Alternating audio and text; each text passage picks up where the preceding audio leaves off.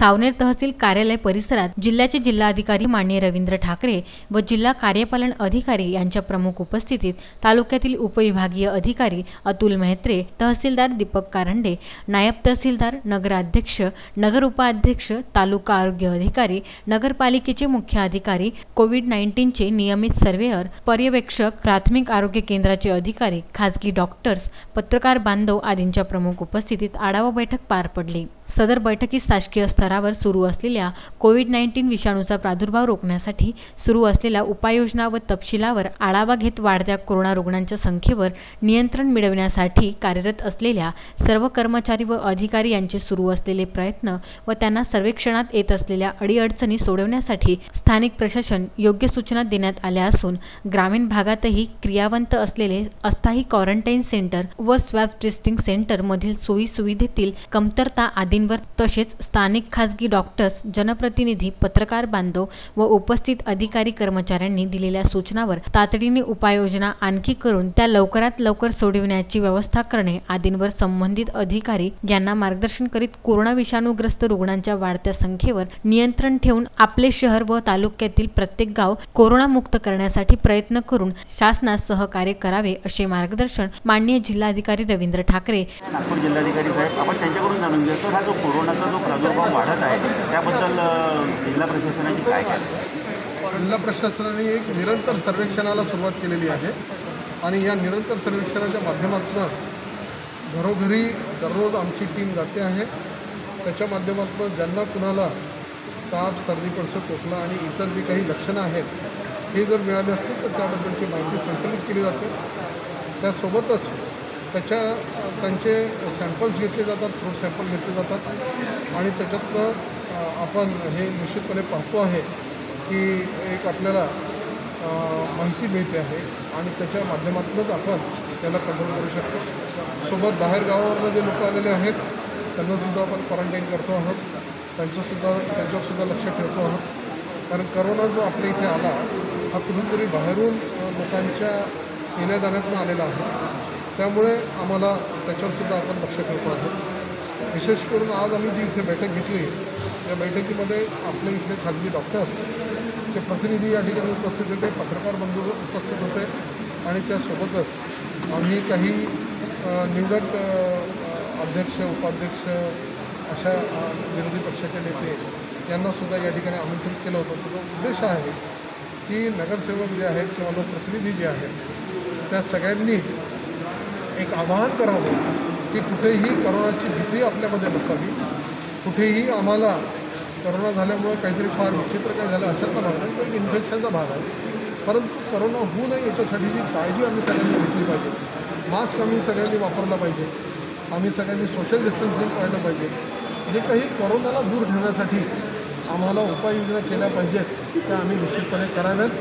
हे civil society आणि प्रशासन यांच्या संयुक्त म्हणजे सहकार्याने, परस्पर सहकार्याने निश्चितपणे सर्व आम जनतेपर्यंत आम्ही हे नेऊ इच्छितो आणि आपण सगळे या भागातली सगळं अर्थकारण आहे ते शेतीवर अवलंबून आहे। यावेळेला जर कुठे कंटेनमेंट झोन झाले, काही याचं जर मोठ्या प्रमाणात जर हे वाढलं तर त्या परिस्थितीमध्ये सुद्धा आपल्या शेतीचं जे अर्थकारण आहे त्याच्यावरसुद्धा त्याचा प्रतिकूल परिणाम होऊ शकतो आणि म्हणून आम्हाला ही काळजी सगळ्यांना बाळगणं फार फार गरजेचं आहे।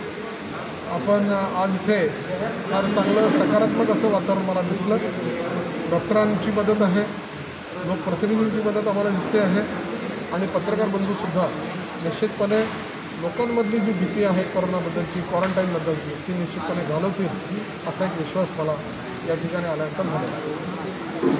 सर, आपण बघून राहिलेलं की जे ग्रामीण भागामध्ये आता रुग्ण वाढून राहिले त्याच्याकरता आपण तपासण्या आणि टेस्टिंग वगैरेची जी व्यवस्था आहे ती आपण ग्रामीण भागात सुद्धा सुरू केलेली आहे। बरोबर आहे, आपण PHCला सुद्धा आता ही सगळी व्यवस्था सुरू करतो आहोत। टेस्टिंग केल्यामुळं एक लोकांना पण विश्वास येईल की आपण जे काही ज्या पद्धतीने या ठिकाणी सगळं पालन करतो आहोत त्याचा म्हणजे पॉझिटिव्ह रिझल्ट आपल्याला मिळायला सुरुवात होईल आणि जवळपास 10,000 किट्स आपण आत्ता मागितल्या होत्या, त्याचं टेस्टिंग आपलं जवळपास होत आलेलं आहे। नवीन 10,000 किट्स आम्ही मागवतो आहोत रॅपिड अँटीजेन टेस्ट आणि त्यानंतरसुद्धा आवश्यकता पडली तर आम्ही अजून अतिरिक्त किटसुद्धा मागवण्याची आमची तयारी करू. जे लोक सर बाहेरून येऊन राहिले आहे आणि आपल्या माहिती लपवून राहिलेल्या आहे, काही लोकांना व्याध्या असल्यानंतरही ते माहिती लपवून राहिलेले आहे, त्यांच्यासाठी काही दंडात्मक कारवाई वगैरेची उपाय? त्याच्यात दंडात्मक कारवाईपेक्षा ही एक नागरिक म्हणून आमची सगळ्यांची जबाबदारी आहे. कारण मला जर काही कमी जास्त जर होत असेल तर त्याच्यामुळे मी जर ती बाब लपवून जर ठेवली तर पहिला धोका जो आहे तो मला स्वतःला आहे, दुसरा धोका जो आहे तो माझ्या कुटुंबियांना आहे आणि तिसरा धोका माझ्या चितपरिचित लोकांना आहे. त्याच्यामुळे आम्हाला हे समजून घेतलं पाहिजे की कुठे पण आजपर्यंत आपल्याकडे एवढ्या लोकांचं जवळपास नागपूर शहर आणि नागपूर ग्रामीण मिळून 2700 लोकांना कमी जास्त झालेलं आहे. परंतु याच्यामध्ये जर आपण बघितलं तर आम्ही निश्चितपणे किती लोकांना व्हेंटिलेटर्स लागले आहेत, किती लोकांना ऑक्सिजन फ्लोमीटर ऑक्सिजन लागलेलं आहे, हे जर आम्ही बघितलं तर आपल्याला लक्षात येईल की 100पैकी फक्त 2 किंवा 3 लोकांनाच आपल्या इथे लागलेलं आहे आणि 95 लोक तर कुठले त्यांना हे पण नाही आहे. त्याच्यामुळे मला असं वाटतं की याबद्दलचं असं संभ्रम जो आहे लोकांच्या मनामधला तो काय असण्याची गरज नाही. आता आपण बघून राहिलो की कोरोना जास्त निघून राहिलेलं आहे, तर आपण आपल्या माध्यमातून ग्रामीण जनतेला काय संबोधित करा? ग्रामीण जनतेला मला एकच सांगायचं आहे की आमचं सगळं अर्थकारण शेतीवर आहे आणि शेती जर आम्हाला योग्यरित्या पार पाडायची असेल तर आम्हाला करोनापासून बचाव केला पाहिजे. करोनापासून बचाव करण्याचे काही मार्ग या ठिकाणी आपण सांगितले, मास्क वापरणे, तुमचं सोशल डिस्टन्सिंग पाळणे, साबणाने वारंवार हात धुणे, या सगळ्या गोष्टी आम्हाला पालन करावे लागतील.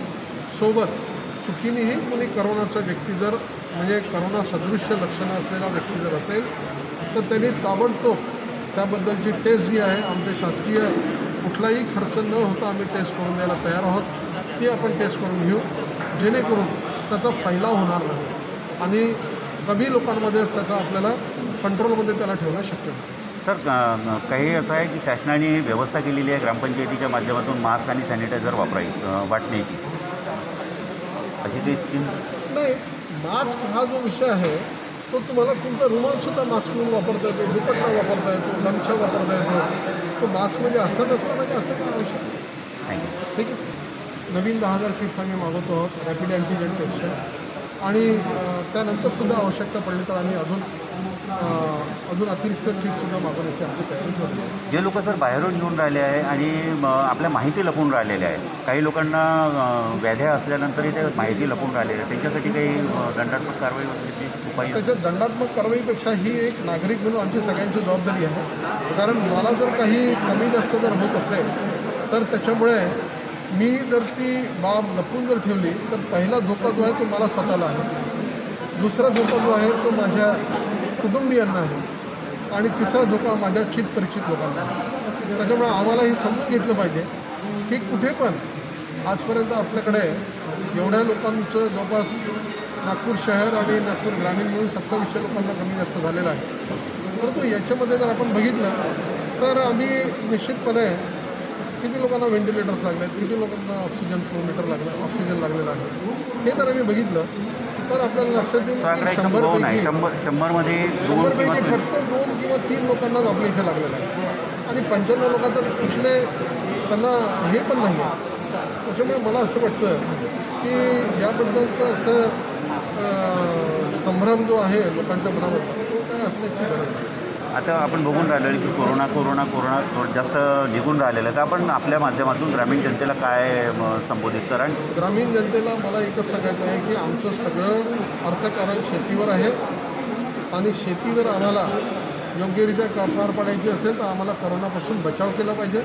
करोनापासून बचाव करण्याचे काही मार्ग या ठिकाणी आपण सांगितले, मास्क वापरणे, तुमचं सोशल डिस्टन्सिंग पाळणे, साबणाने वारंवार हात धुणे, या सगळ्या गोष्टी आम्हाला पालन कराव्या लागतील.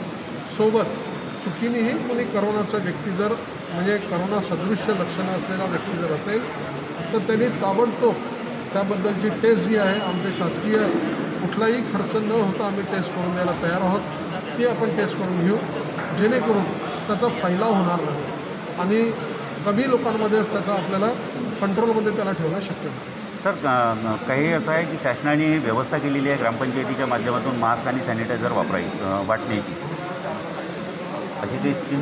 नाही, मास्क हा जो विषय आहे तो तुम्हाला तुमचा रुमालसुद्धा मास्क म्हणून वापरता येतो, दुपट्टा वापरता येतो, गमछा वापरता येतो. तो मास्क म्हणजे असंच असलं म्हणजे असं काय आवश्यक नाही.